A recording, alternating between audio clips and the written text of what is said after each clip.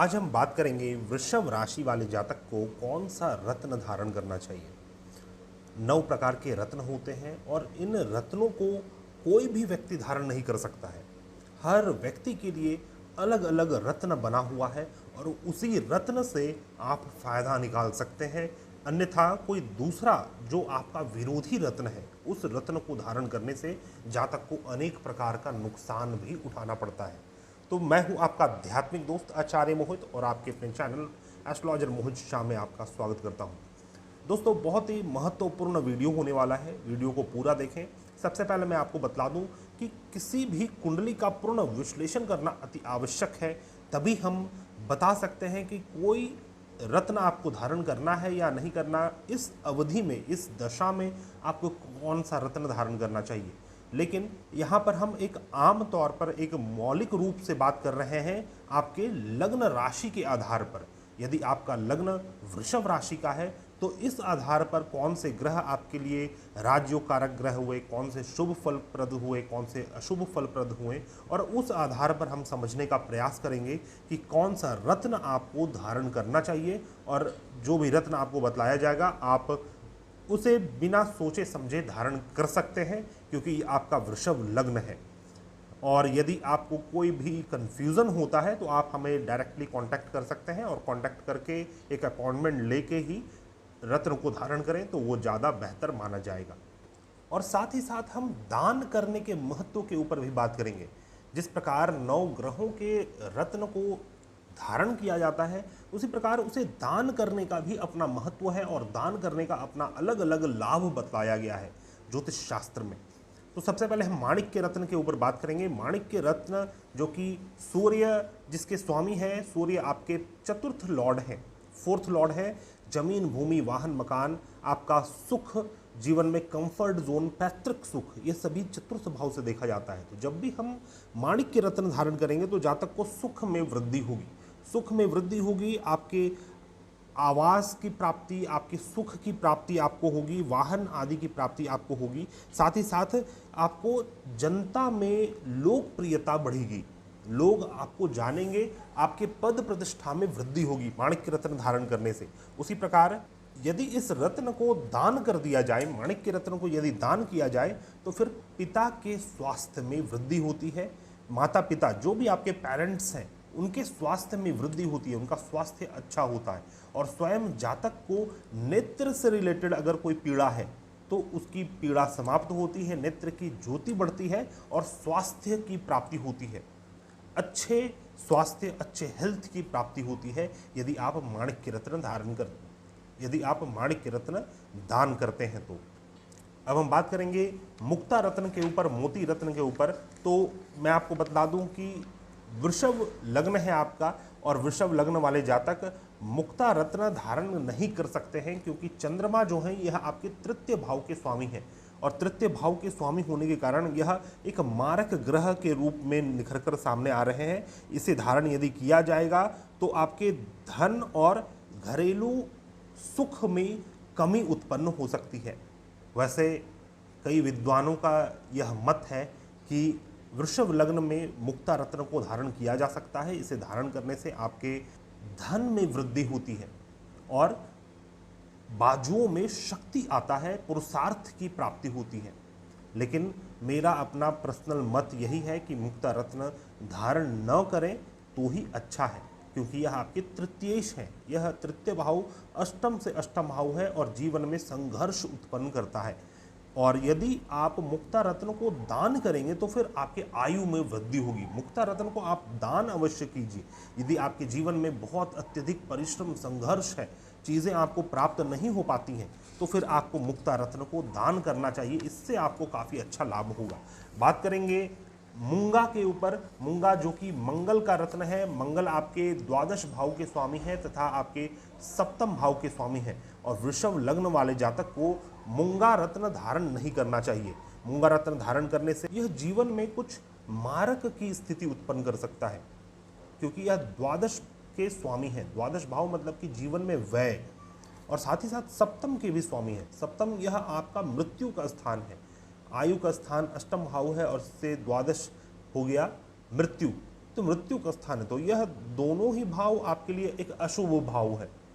मंगल यदि सिर्फ सप्तम भाव के लॉर्ड रहते तब हम इसमें विचार कर सकते थे, लेकिन यहाँ पर सप्तम के साथ साथ द्वादश के भी स्वामी हो रहे हैं। यह आपके लिए एक मारक ग्रह के रूप में है मंगल, और इसीलिए इसका रत्न आपको धारण नहीं करना चाहिए। अपितु यदि आप इसका रत्न दान करेंगे तो आपको अपने दाम्पत्य जीवन रिलेटेड जो भी परेशानी आ रही है उसका निदान होगा।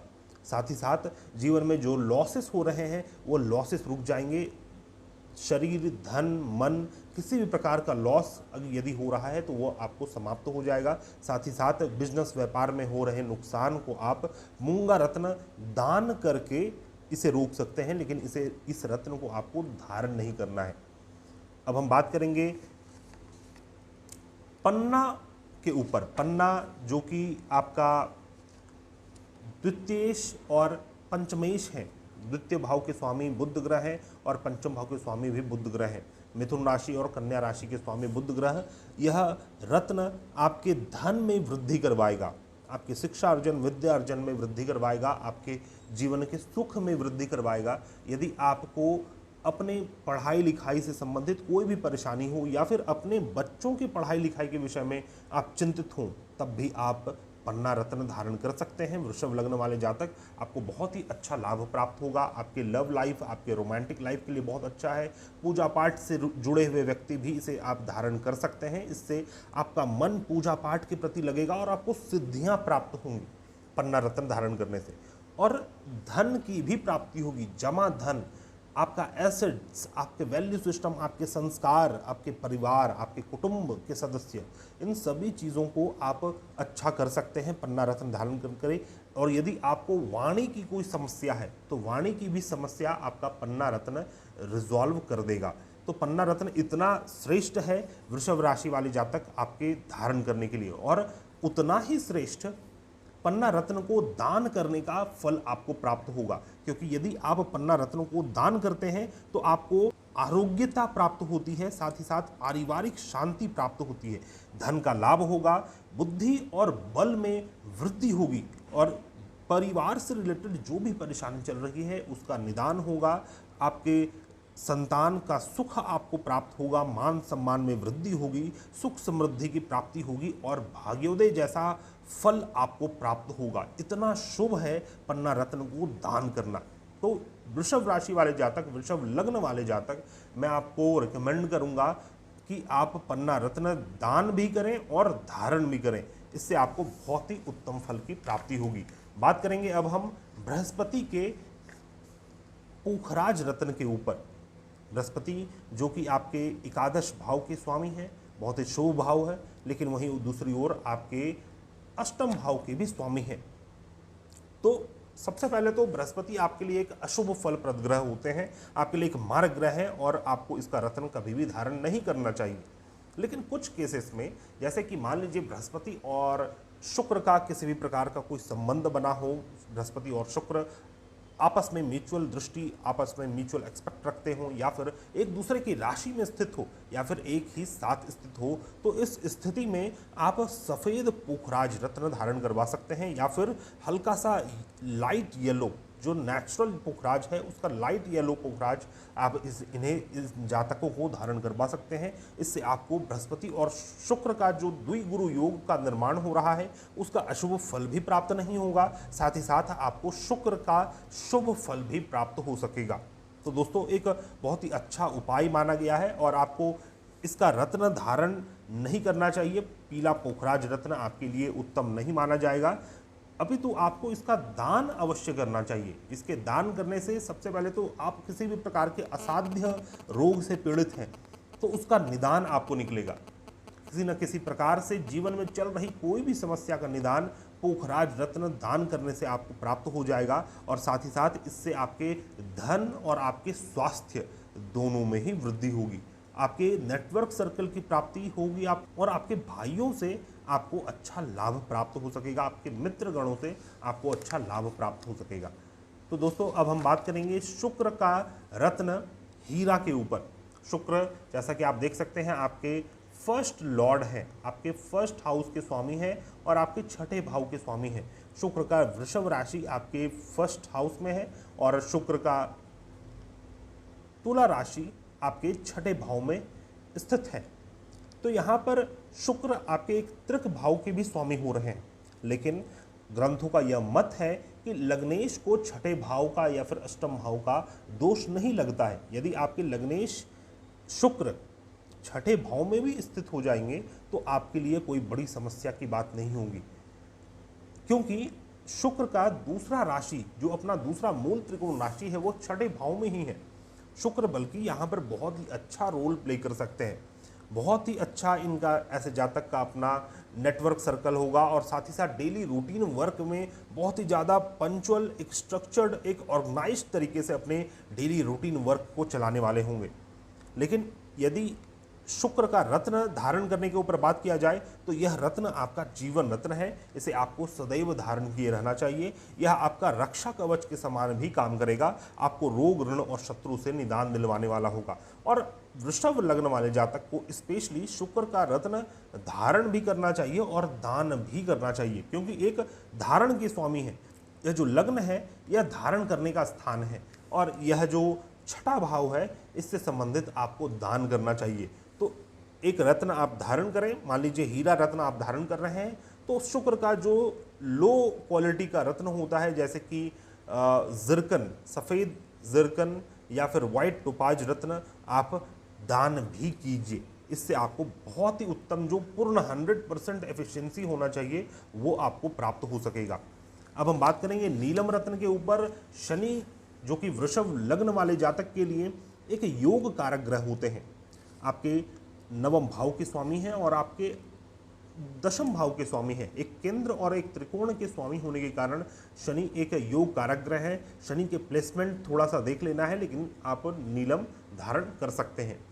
एक चीज़ का ध्यान देना है कि नीलम कई प्रकार के होते हैं, कई कलर्स के होते हैं और नीलम बहुत ज़्यादा सेंसिटिव रत्न है, इसीलिए इसमें कलर का देखना, कलर का होना बहुत आवश्यक है।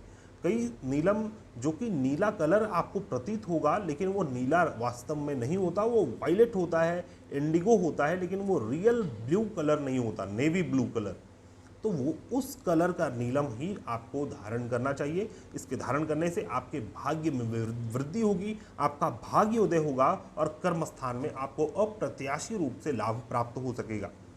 यदि आप इसका रत्न दान करते हैं तो आपके जीवन में आ रही समस्या जो कि आपको अपने रोल्स एंड रिस्पॉन्सिबिलिटीज़ को नहीं फुलफिल करने दे रही, आप अपने कर्तव्यों को यदि पूर्ण नहीं कर पा रहे हैं या फिर आपको समझ में नहीं आ पा रहा कि मुझे किस प्रकार से कार्य करना चाहिए, किसी कर्म को करना चाहिए, तो आप शनि का नीलम रत्न को दान अवश्य कीजिए।